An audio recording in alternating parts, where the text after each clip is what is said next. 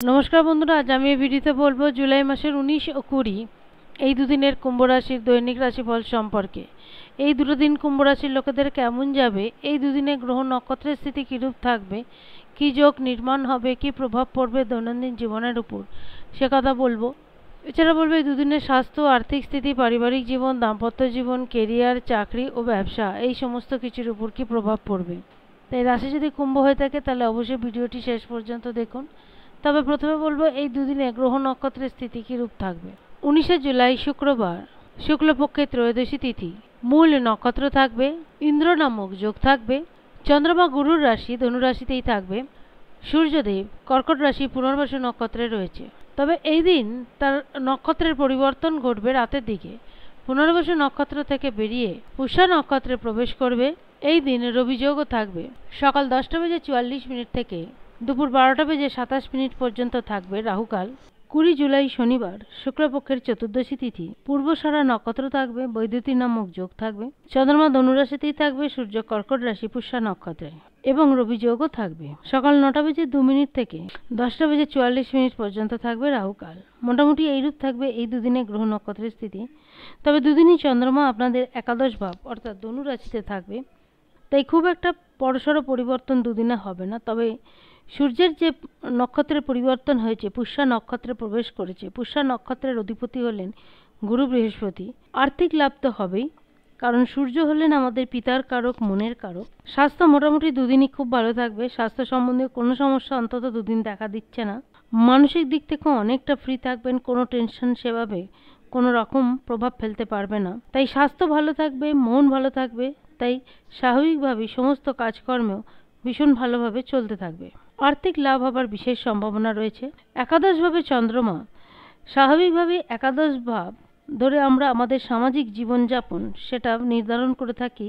দেখুন, সামাজিক জীবন মানে আপনি যেখানে বসবাস করছেন সেই পাড়া প্রতিবেশী, যেখানে চাকরি করছেন, আপনার চতুর্পাশে যারা আপনার সাথে কাজ করছে বা আপনাদের সঙ্গে কাজ করছে, পরিবার পরিজন, এই সমস্ত কিছু নিয়েই কিন্তু আমাদের সামাজিক জীবন গঠিত হয়। তাই সেই সমস্ত দিক থেকে যথেষ্ট ভালো ফল পাবেন। একাদশ ভাব হলো লাভ ভাবেরও ঘর। এই সময় বন্ধুবান্ধবের কাছ থেকেও কোনো ব্যাপারে কোনো পরামর্শ চাইলে সেই পরামর্শ পেয়ে থাকবেন।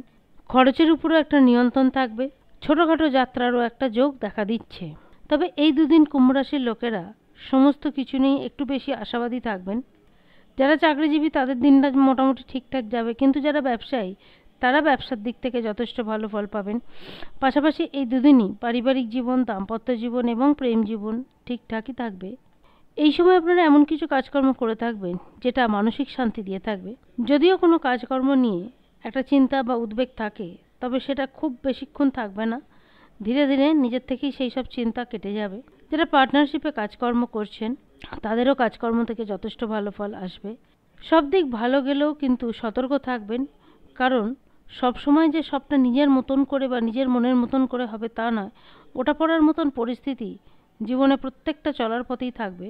20 জুলাই অর্থাৎ শনিবার, এই দিন আপনারা, অর্থাৎ বিশেষ করে তাদের ক্ষেত্রেই বলছি যারা ব্যবসা করেন, তাদের ব্যবসার জন্য কোথাও যাত্রা হয়ে থাকতে পারে।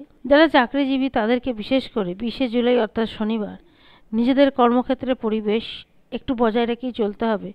ছোটোখাটো ব্যাপারে কারো না কারোর সাথে কোনো রকম মতভেদ তৈরি হতে পারে। নিজেদের ক্রোধ এবং নিজেদের ধৈর্য দুটোকেই বজায় রেখে কাজ করবেন, তাহলে পরিস্থিতি যথেষ্টই অনুকূল থাকবে।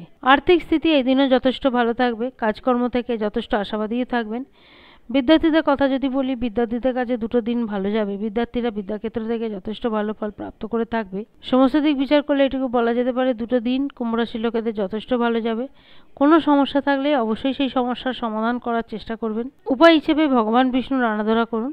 আজ এই পর্যন্ত। যদি ভিডিওটি ভালো লাগে অবশ্যই জানাবেন। ধন্যবাদ।